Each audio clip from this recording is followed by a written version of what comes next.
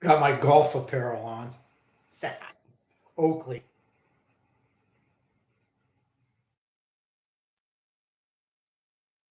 All right, anyhow, the purpose of this video is to talk about the 73rd golf tournament up in Connecticut's part of the PGA world there. Um, it started at the Insurance Open or something. I did a little the Insurance City Open. Then it got called the GHO. Then it was the Buick Open, and now it's the Travelers. It's been the Travelers for a while. There was a point in time where they were thinking of yanking this particular stop on the tour, but somehow it I don't believe it ever happened. And believe it or not, 73rd, that sounds like incredible long streak, and it is really good. But there are at least 10 other tournaments that are older than that on the PGA Tour.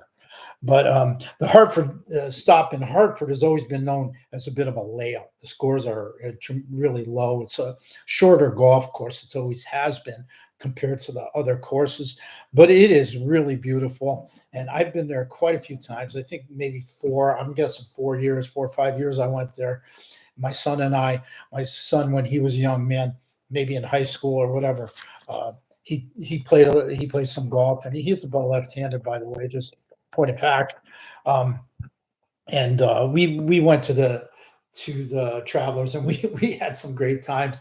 We saw some really famous golfers. We saw John Daly. We saw Bubba Watson.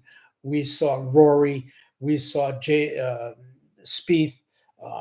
And we saw some incredible moments. We saw Jim Furyk. We were traipsing around the court the day he shot like a 61 or some shit. And we've seen some really good stuff. The thing about Hartford ordinarily, and then this is something that's come up in recent years because of the big to do in professional golf with the Live Tour. If you're not familiar with the Live Tour, is basically they got a competition. There was a tour in the over in the Middle East, Dubai, over that way, where people got bajillions of oil dollars, and super wealthy people tempted people to go over there and join and make a new tournament. So cool. You got to live. So they had competition, and there was a lot of back and forth and a lot of harsh words, and it pretty much toward the game of golf a new one. Truthfully, professional golf.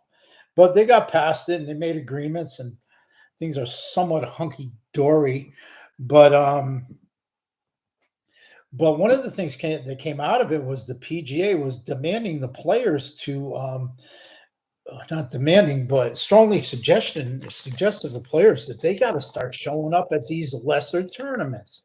Place like Hartford, place like I don't know, the John Deere Open, or there's a whole bunch of them where the names are just advertisements. But you need to get. It's only right to have the good players come everywhere, not just to the four major tournaments and this, that, or the other tournaments that are glamorous or sexy. No, that's not. So anyhow, this year, and I'm like, why are all these great golfers here? Yeah, I wasn't at the tournament. I live 700 some odd miles away, but I was tracking it on TV, and I a kook to watch a Sunday, in particular Sunday golf. I like Sunday golf, hot summer day. I've been out in the sun all week. It doesn't matter to me if I'm inside for a few hours to watch golf. And that's what I did. I was pumped up. I mean, let's face it. You got guys like Scheffler in the mix. Rory was not really on the leaderboard, but he was there. You had Jason Day. You had really respectable top of the line players that are going to contend for this title. So golf's 4 rounds, except at the Live, they call it the Live. LIV stands for Roman numerals 54. They play 54 holes. I think they may be onto something. And plus, they're into rowdy, cheering type of golf. You may even be able to wear shorts. I don't know. Let's put it this way: it's the PGA is very conservative. It's not. It's gotten better, but that's the oof, You talk about the old boys club, oof, big time. As far as diversity, oof, good thing we got foreign players in this game now. Because black people in America, not so much. Not so much. Anyhow, and that's not a shot in any meant to be a shot in any way. So also somewhat in contention was this guy Russell Henley. He ended up being part of the spectacle on Sunday for sure because he was in the last group. These were the three golfers. Fleetwood had a three-stroke lead. He had a one of the rounds of his life on Saturday, shot a 63, and he propelled his way up to a solid three-stroke lead. A solid three-stroke lead in PGA, I'd say you got about a 60 to 65% at least chance of closing it out, just a guess. But that dissolved on him in the first three holes. He just was not there. He wasn't right. And he was feeling the pressure, is what the normal thing that happens on Sunday in the PGA. You could be lights out in 2 of those 3 days. You golfed really well. You didn't have a bogey for 54 holes. Sunday rolls around, pressure cooker, the yoke. And not to mention, they put the pin in a very difficult spot. They want you to fail. That's their job, to make you fail.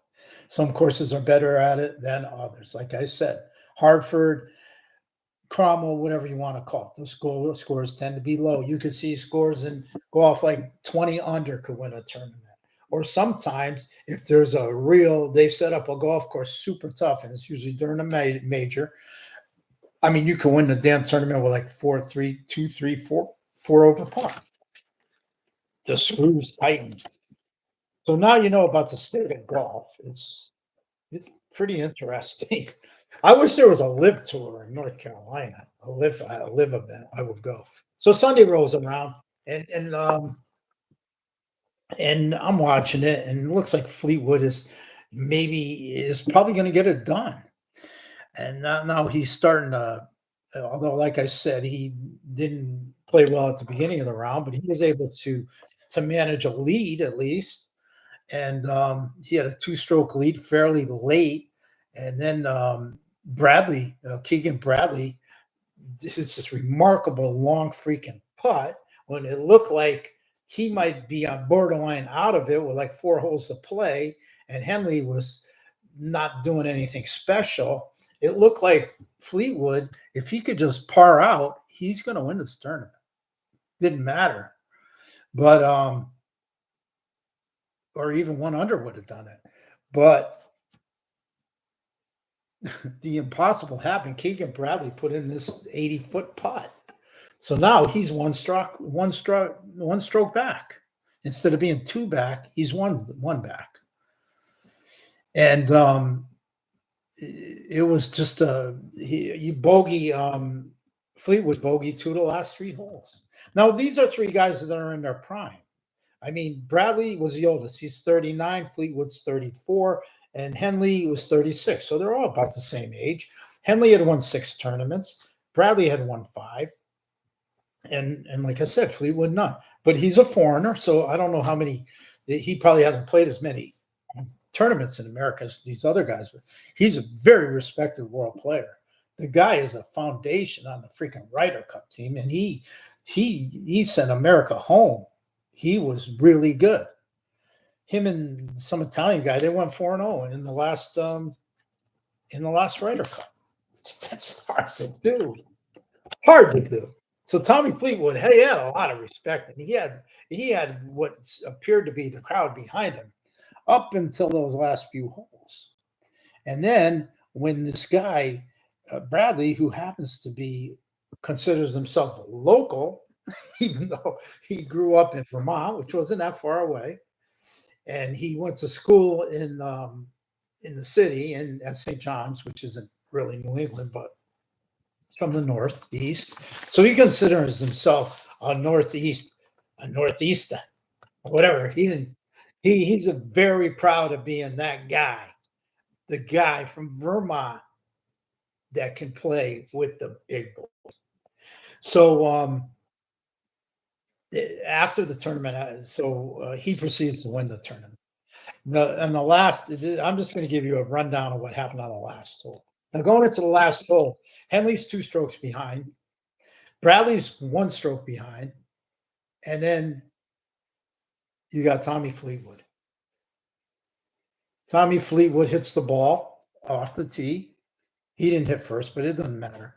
He was in the fairway. Bradley was sitting pretty. He smoked a nice drive. And then Henley all but ruined his chance. He knocks the ball on a side hill on the left. It was a mess. It was not looking good for him. So Henley hits first. Realistically, he needs an eagle and help.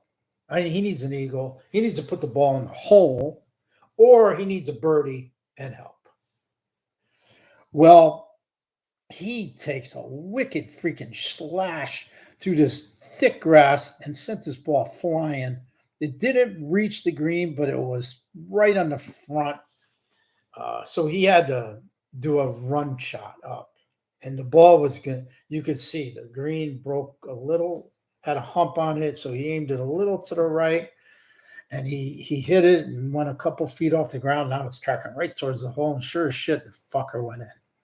And he's kooking out. He's like this state of disbelief on his face, and then a little kookiness, and then he goes right to the sideline. His moment in the sun was done.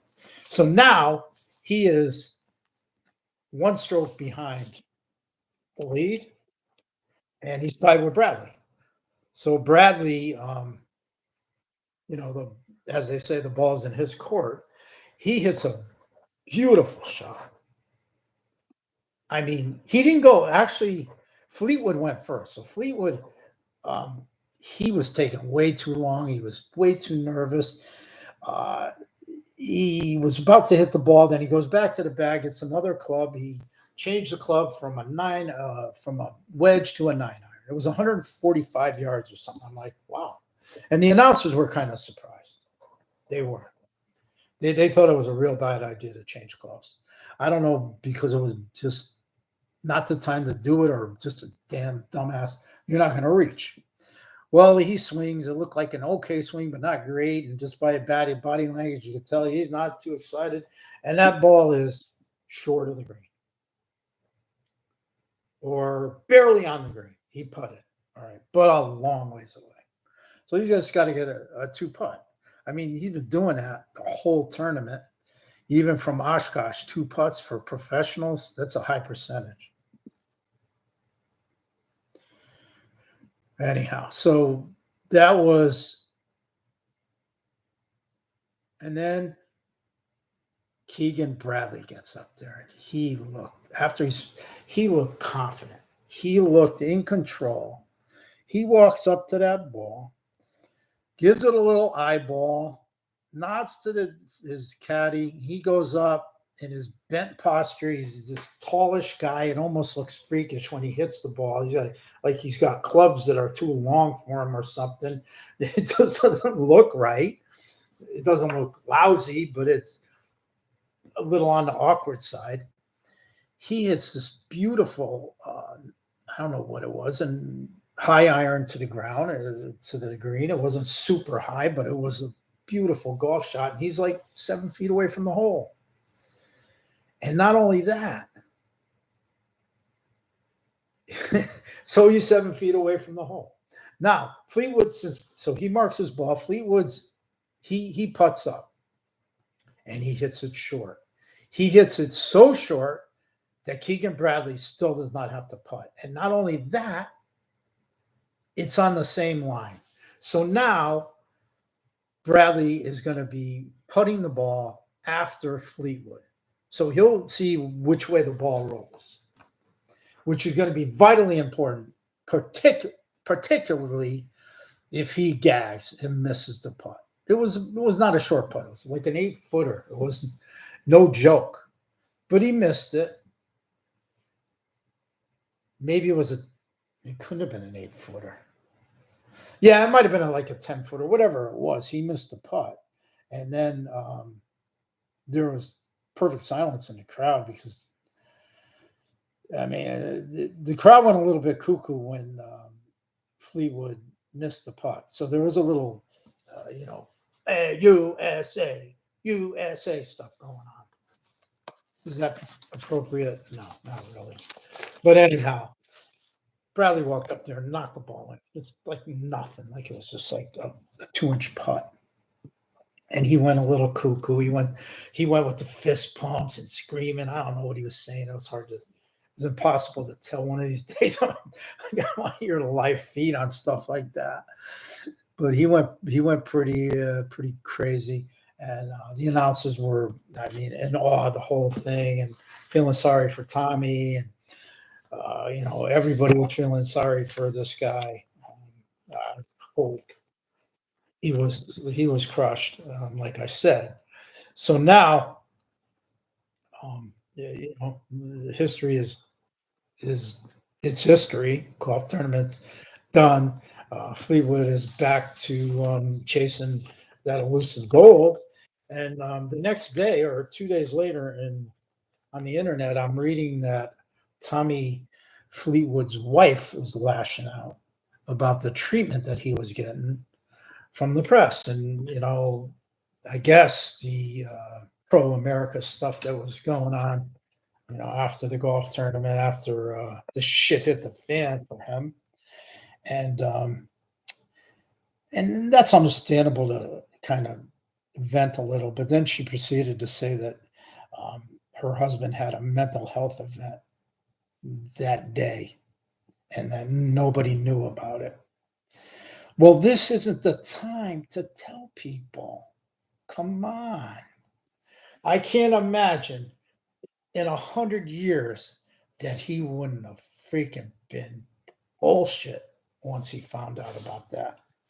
I mean, it made him look extremely freaking soft. Not cool. Please. I'm sorry.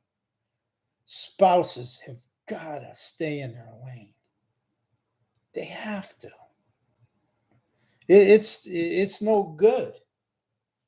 It's embarrassing, and it's not being a good. It's not good for the family. This guy's going to have to live this down. The pressure's going to be worse on him now. I feel for him. I've seen this guy in tournaments and on the leaderboard all the time, but he doesn't. He couldn't get it done.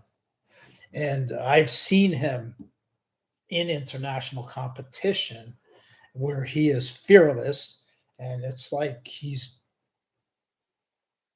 I don't know, a bigger guy, taller, bigger, confident.